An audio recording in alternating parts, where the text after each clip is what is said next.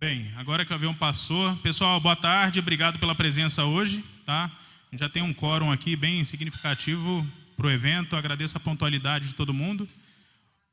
Meu nome é Marcelo, eu sou sócio fundador da Proaero. A Proaero e a Black, eu em nome da Black aqui venho agradecer a presença de todos e contribuir com a participação do evento, que o evento não seria nada sem vocês, tá? Eu vou passar algumas instruções aqui, principalmente algumas questões de Covid, para todo mundo usar máscara. Se quiser colocar a apresentação, Renata. Isso, perfeito, obrigado. Bem, pessoal, primeira coisa, quero agradecer a todos os nossos patrocinadores, tá? A Alfa Financeira, BP Bahia Partners, BP Investimentos, a Dallas, Embraer, Fenelon Advogados, Goodwinds, Prato Whitney e Razak. Obrigado a todos aí pelo apoio e o patrocínio no evento, porque mostra o compromisso dos prestadores de serviço da indústria perante a todos os operadores. Eu acho que todo mundo tem interesse em enriquecer, passar conhecimento, enriquecer tecnicamente o público para que possa cada dia mais evoluir tecnicamente e profissionalmente no ramo aeronáutico. Tá bom? Bem, a gente está no meio da pandemia, então a gente está respeitando todas as condições, as questões de distanciamento. Algumas solicitações, um briefing básico aqui, por favor. Use máscara, mesmo em respeito a quem está do seu lado, tá? Evite contato físico, mantenha o distanciamento. E, além disso, aproveite o evento. O evento foi feito para vocês.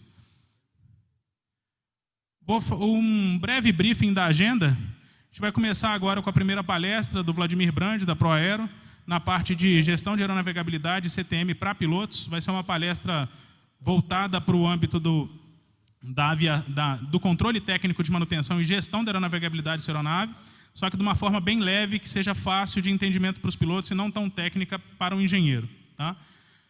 Depois disso, o Alexandre Marroquim, da Goodwinds, ele vai fazer uma palestra a respeito entendendo a cobertura dos seguros da aeronave, entender basicamente o que é a cobertura de um seguro reta, um seguro casco, um seguro de responsabilidade civil.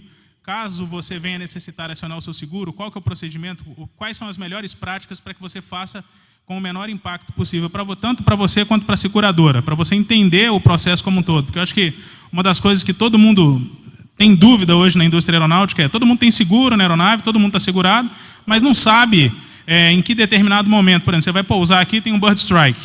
Qual que é beleza, foi atingido por um pássaro na final para pouso, não gerou muito dano na aeronave, mas quem que você tem que acionar primeiro? Manutenção, seguro? O Alexandre ele vai entrar em todas essas questões para poder ficar isso mais simples. Tá? O Marcelo Almeida, da Razak Trading, vai falar um pouco de importação de aeronaves, tá? Todo o processo de importação e os benefícios de utilizar uma trading ao importar uma aeronave para o Brasil. E para a gente finalizar o evento com chave de ouro, a gente tem uma palestra do Ricardo Trajano, que é um sobrevivente do acidente aeronáutico, e que é Em Frente Sorrindo, Reflexões do Sobrevivente. Eu tive a oportunidade de assistir a palestra do Ricardo e ela é muito mais voltada para a nossa vida do que para o ramo aeronáutico por si só. Uma lição de vida que eu acho que vale a pena todos assistirem. Pessoal, boa tarde. Gostaria de agradecer a Black, a Proaero, pelo convite, a oportunidade de estar aqui em Belo Horizonte para falar com vocês um pouquinho de seguros. Eu sou sócio fundador da Goodwinds. A Goodwinds é uma corretora que opera no mercado há 15 anos e é uma corretora que nasceu focada em seguro aeronáutico. Então eu vou passar com vocês um pouquinho a respeito de algumas coberturas básicas que muitas vezes nós temos alguns questionamentos, alguma confusão a respeito, e um pouco de sinistro também, de como proceder em caso de sinistro. Seja um incidente, uma colisão com pássaro, um FOD, coisas simples, mas que às vezes nós temos dúvidas a respeito. Tá bom? Então o conceito básico do seguro, para qualquer modalidade de seguro, é reembolsar o dano causado ao bem ou a reposição do mesmo se for uma perda total. Tá? Esse é o conceito básico de qualquer seguro, desde o seguro de automóvel até o seguro das aeronaves. Tá? Nós temos ainda os reembolsos com despesa de salvamento, assistência médica, e lembrando que o conceito do seguro, eu já disse, é o reembolso. Então, muitas vezes, o que é comum com os nossos operadores, né, com os nossos clientes? É entender que aquelas despesas, sejam elas imediatas ou não, a seguradora deverá já pagar de imediato. Isso, infelizmente, não ocorre dessa forma, tá? O operador, ele inicia as indenizações, sejam elas indenizações de reparo de aeronave ou indenização a terceiros. Enquanto isso, o seguro está sendo regulado e, na sequência, o valor será disponibilizado para reembolsar o operador daquela aeronave. Ok? Nós temos também uma questão dos riscos excluídos no que se refere aí a países com sanções, tá? E que fazem parte de uma cláusula chamada LSW 617G, que são aqueles países que, por algum motivo, as seguradoras não autorizam o voo. Então, nós temos alguns países como Azerbaijão, alguns países da África, tá? Onde não há cobertura securitária. Obviamente, temos alguns operadores que, por vezes, necessitam ir para essas localidades e nos fazem essa solicitação. Dependendo do tempo de permanência, ou se for apenas um sobrevoo, ou algo esporádico, nós conseguimos aprovação. Obviamente, dependendo da situação que aquela localidade se encontra. Como, por exemplo, não estiver ocorrendo nenhuma guerra civil, por exemplo. Tá?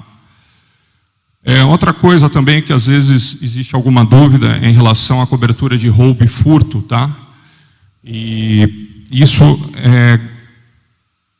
na maioria das apólices, essa é uma cobertura padrão, tá? De roubo e furto de aeronave.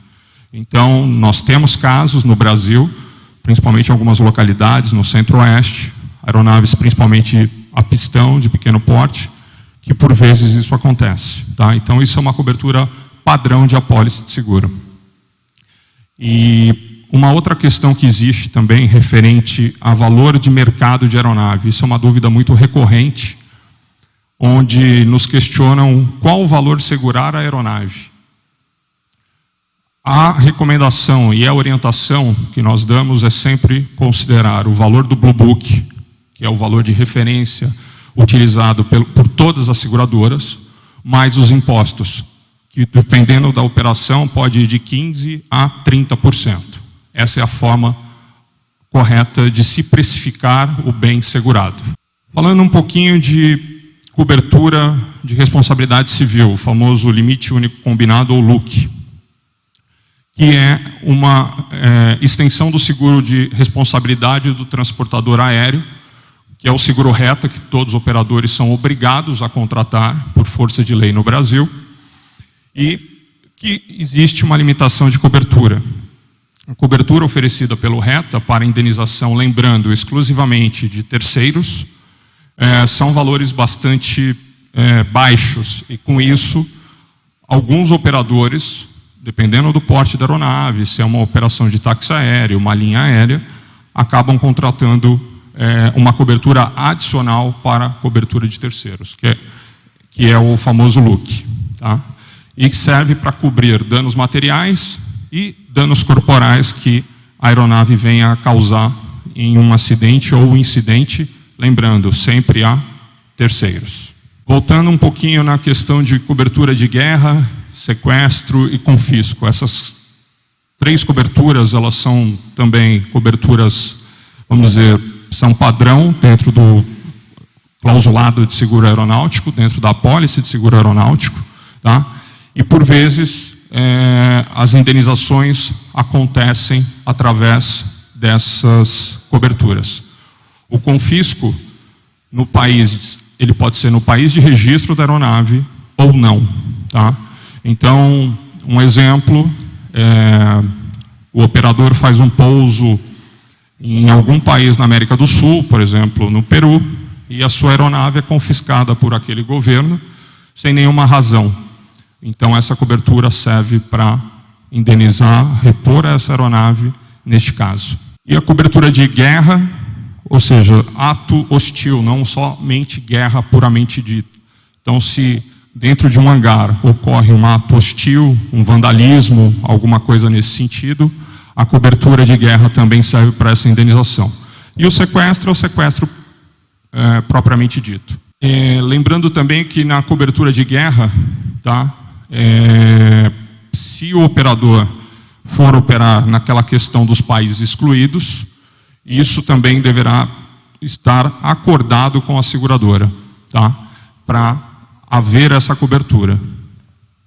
É o que a gente costuma dizer, toda vez que o jogo é combinado com a seguradora, previamente, fica bom para todo mundo, fica bom para o operador, fica bom para a seguradora e fica bom para o corretor que está intermediando. Nós temos ainda, dentro do seguro de responsabilidade civil aeronáutica, a cláusula AVN 52, que é a cláusula de guerra, sequestro e outros correlatos, tá?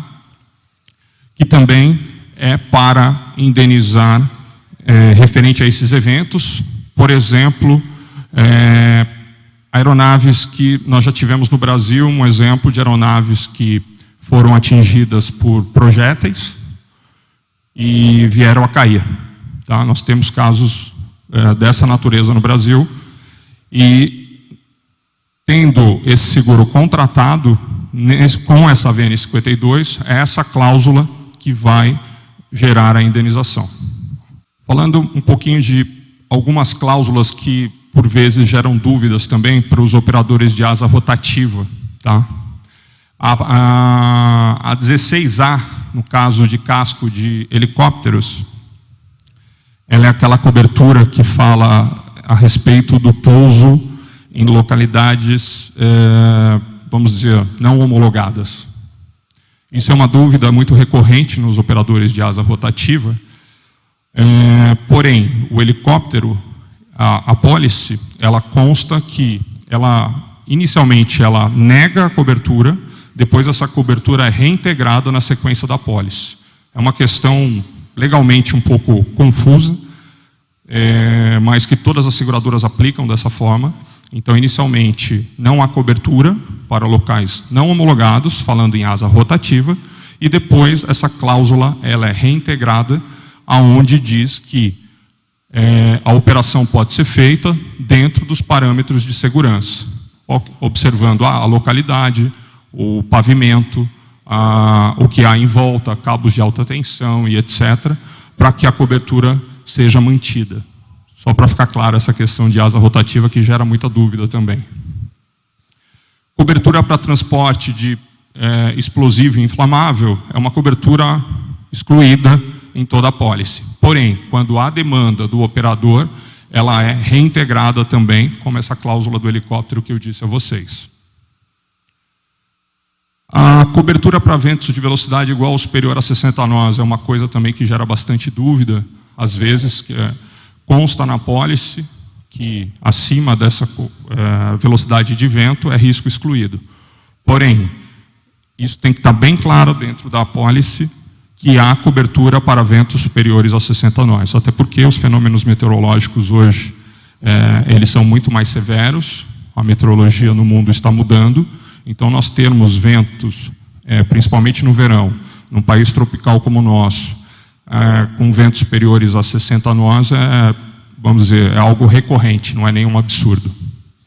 Então, se atentar para ver se essa cobertura ela está bem clara e mostrando a você, operador, que ventos acima de 60 nós está coberto. O voo de traslado também é uma questão natural em toda a apólice, porém é só ressaltando que é importante isso estar bem claro que aquela apólice está cobrindo o voo de traslado. Aí uma cláusula que se utiliza muito também, frequentemente, para principalmente aviões a jatos e turbohélice, é a cláusula de ingestão. A cláusula de ingestão para FOD, pássaro, e é uma cláusula que, de forma geral, ela tem uma cobertura, porém, dependendo da seguradora, existem algumas regras de exclusão. Por exemplo, eu vou citar um exemplo para vocês que é o dano progressivo, ok? Então você teve uma ingestão, os parâmetros do motor, você não teve nenhuma indicação, nada aconteceu naquele momento, porém, aquele FOD que foi ingerido pelo motor, ele está causando dano e isso vai ser descoberto numa manutenção, seja ela preventiva ou programada.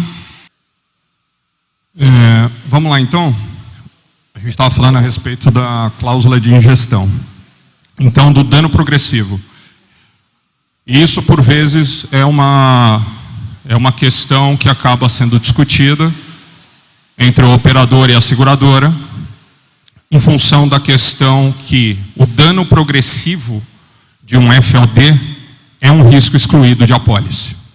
Então isso é bastante controverso, há bastante discussão, e então a recomendação que nós sempre damos a todos os nossos clientes é que, havendo, obviamente, o conhecimento de um FOD, comunique imediatamente a nós, a corretora, e pare a operação. Porque se esse motor continuar trabalhando, mesmo que ele tenha condições, que o próprio fabricante liberou que ele pode operar, mais tarde, quando você for reclamar à seguradora, a gente pode ter uma negativa dessa cobertura. Ok? A inclusão de despesas médicas e relativas em relação à VN80, que é a cobertura também, que é uma cobertura padronizada, só para certificar se que ela está inserida dentro da apólice. E ainda despesa com buscas e salvamento também, que é outra cobertura padrão dentro das apólices e que não impacta basicamente em nada no custo de apólice. O seguro de hangar, ele tem como objetivo, existem 3 coberturas que nós vamos ver mais à frente, mas basicamente é o seguro que mais se contrata, é o seguro de hangaragem, tá? Para que a aeronave, única e exclusivamente de terceiros, possa estar coberta numa eventualidade de o hangar colapsar, uma batida de ponta de asa durante a movimentação da aeronave, alguma coisa que ocorra por responsabilidade do explorador do hangar junto à aeronave. Falar um pouquinho agora sobre a responsabilidade civil de hangar e operadores aeroportuários. Então, falando das coberturas que existem, né? Existem 3 coberturas ligadas à responsabilidade civil. Hangar, instalações aeronáuticas, aeronaves de terceiros, como eu disse, e a cobertura de responsabilidade civil de produtos. Além dessas, manuseio de bagagem e carga, o catering, o serviço de bordo, e responsabilidade civil decorrente de veículos que causem danos a terceiros e aeronaves, também relacionado à cobertura a administradores de aeroportos, abastecimento de aeronaves e cobertura para voo de teste ou manutenção, pós-manutenção. Isso se aplica bastante às oficinas de manutenção. Oficina de manutenção que quer ter um seguro de forma ampla, ela tem que contratar o seguro de voo de teste, que é aquele voo onde a aeronave é avaliada após algum serviço executado, e também a cobertura para depois, é o que a gente chama de OS fechada, que a OS foi fechada, a aeronave foi entregue, mas ainda existe o risco de acontecer alguma eventualidade decorrente do serviço que foi executado nessa aeronave. Bom, vamos lá. Então, voltando à questão especificamente de quando acionar o seu seguro referente a algum sinistro. Tá? Então, bastante importante que todo operador leia as suas obrigações que constem na apólice de seguro. Tá? E voltando ao ponto que eu disse inicialmente, que o princípio básico do sinistro é o reembolso, através de notas, invoice, qualquer coisa que prove a despesa relativa ao evento acontecido. Então, nós temos basicamente 2 tipos de sinistro quando falamos de aeronaves. Nós temos o incidente e o acidente. O incidente pode ser leve, médio ou até mesmo grave, onde na maioria das vezes, você não tem nenhum envolvimento do órgão responsável pela investigação do acidente aeronáutico. Como, por exemplo, uma batida de asa, dependendo do FOD, se não tiver grande impacto, então você tem um incidente. E o acidente, onde você pode ter pessoas feridas ou, eventualmente, até morte envolvida no processo. As seguradoras, elas têm por praxe escolher quem vai fazer a regulação técnica do evento. Então, elas trabalham com algumas reguladoras de sinistro. Essas reguladoras, elas são acionadas imediatamente para se dirigirem ao local de onde o evento aconteceu, para que as primeiras ações sejam tomadas e para que se colha o maior número de informação possível.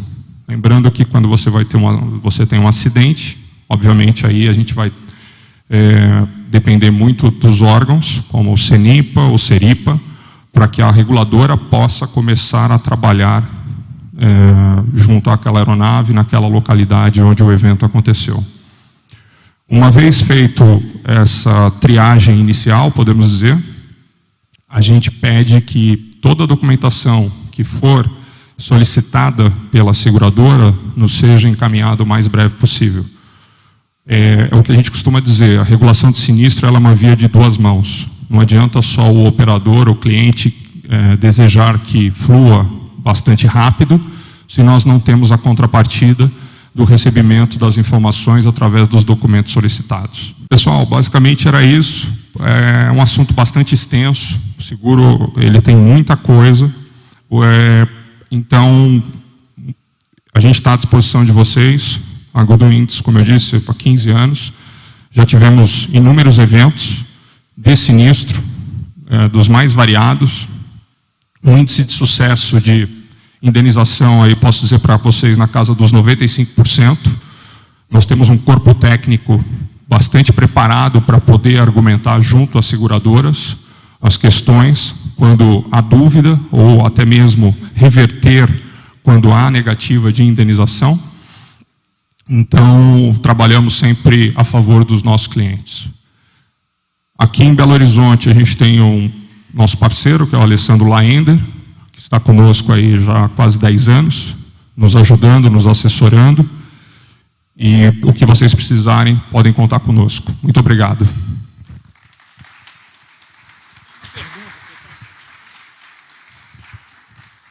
Pergunta. Exatamente. Boa tarde, pessoal. Estava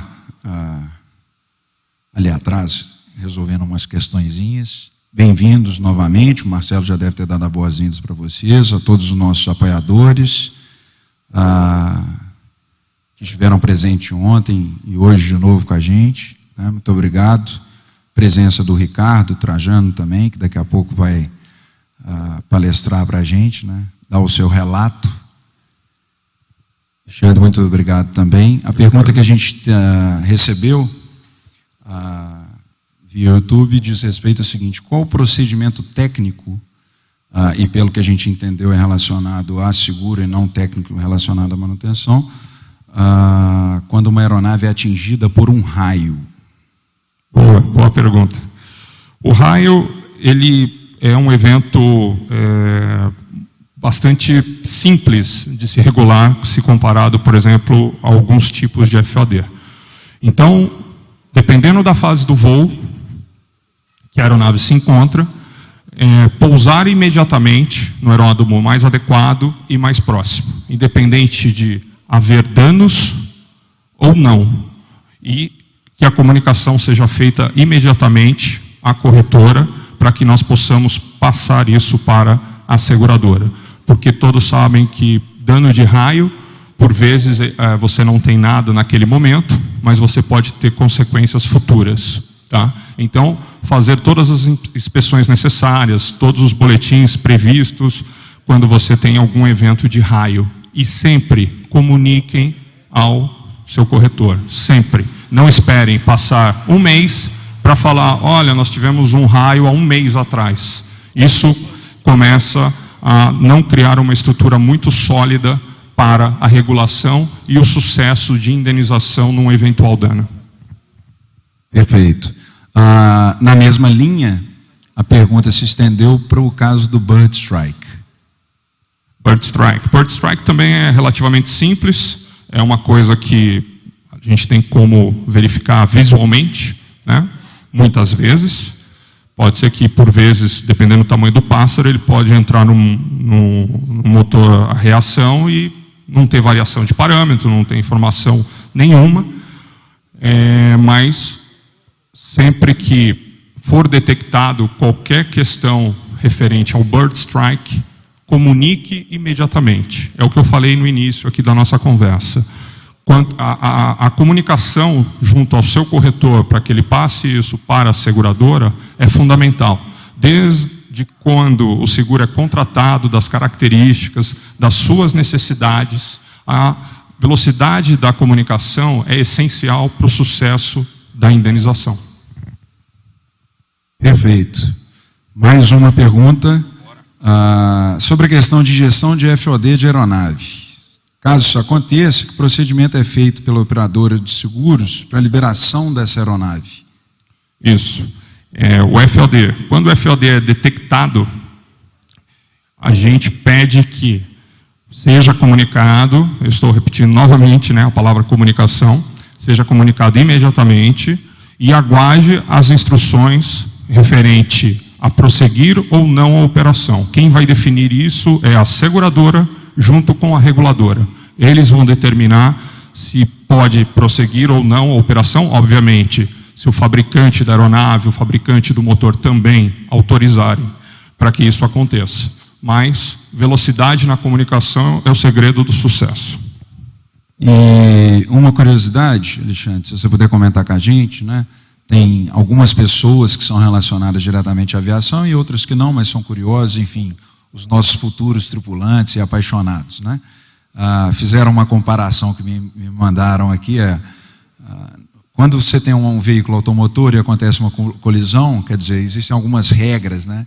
Quem bate atrás normalmente é o culpado, enfim. Na colisão entre aeronaves, ainda que seja em solo ou ainda que seja em voo, cada um responde pela sua, quer dizer, como não tem como se determinar culpados ali naquele primeiro momento, que o cara que tiver seguro de carro aciona, o cara que não tiver, o outro paga. Existe uma comparação que possa ser feita, como a gente vê na rotina automotiva, não? Rafa, no seguro aeronáutico é um pouquinho mais complexo, né? Nós tivemos o famoso caso da Gol, Legacy em voo. Ali a gente sempre sabe que um acidente aeronáutico é uma sucessão de fatores e de eventos, né? Então é muito difícil às vezes você apontar o responsável pelo evento. E existem aquelas situações como é corriqueiro e é mais comum batida de ponta de asa em solo, né? Entre aeronaves, em finger e etc. Existem formas de se determinar e de apurar o responsável, mas às vezes isso pode levar muito tempo. Então o que o operador opta em fazer? Ele tendo o seguro de casco, ele aciona o seu seguro para ser indenizado, para reparar o seu bem, e depois a seguradora ela vai participar do processo de regulação como um todo, apurar até o fim o responsável. E havendo possibilidade, ela vai fazer a subrogação, que a gente chama. Tá? Ou seja, ela vai acionar judicialmente o responsável que causou aquele evento. Pessoal que está aqui presente fisicamente, não está dando microfonia hoje não, né? Posso...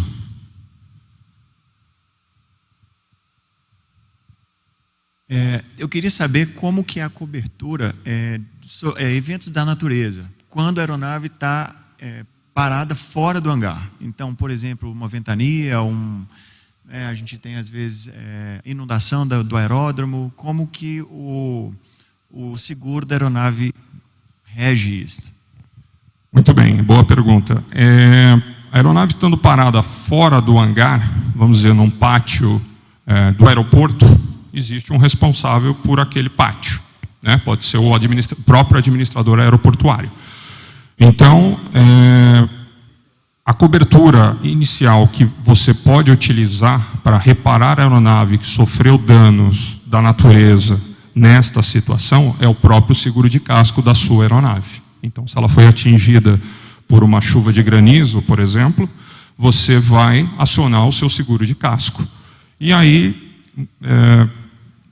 se você colocou que naquele aeroporto, vamos dizer que vamos usar um exemplo, que aquele aeroporto é o aeroporto que você geralmente utiliza, que você geralmente pernoita, tudo isso vai ser perguntado. E você falou que a aeronave fica no pátio. Ok, a seguradora estava sabendo que a aeronave fica no pátio, então não há problema nenhum. Agora é um aeroporto que você está passando, que você fez um pouso eventual e aconteceu, isso é previsto. Então, há cobertura, sim, de danos da natureza. Agora, a aeronave estando dentro do hangar, aí é responsabilidade do administrador do hangar. Diga. Também esse seguro de casco aí englobaria para efeitos de furacão, por exemplo, de categorias de furacão. Eu, se não me engano, há uns anos atrás, ficaria dentro da cláusula um furacão, como se diz, categoria 4, por exemplo, ou superior, não teria cobertura. Teria alguma coisa em relação a isso também, não? Então, foi o que eu falei de ventos superiores a 60 nós. Hoje, você, com a mudança climática no mundo, você tem que se certificar que isso está cancelado na sua apólice, ou seja, que você está coberto. Porque aquilo que não fala que você não está coberto, a princípio, você está coberto. Então, você tem que se certificar que não há nenhuma exclusão, ou que há exclusão, como eu disse lá, ventos superiores a 60 nós, e depois a reintegração da cláusula. É um pouquinho confuso, mas não é muito complexo para se certificar que você está coberto. A cláusula standard é exclusão de 60, até 60 nós, acima de 60 nós, desculpe. Acima de 60 nós é a cláusula padrão. Não, é um fenômeno da natureza e, na verdade, o evento vai ser causado, o sinistro vai ser causado basicamente pela força do vento. Mais alguém, pessoal? Tá bom. Obrigado, Xande, mais uma vez, pela sua explanação. Obrigado pela pessoal. presença, pelo apoio aí da Doentes. Sempre conosco, Zé. Obrigado, viu?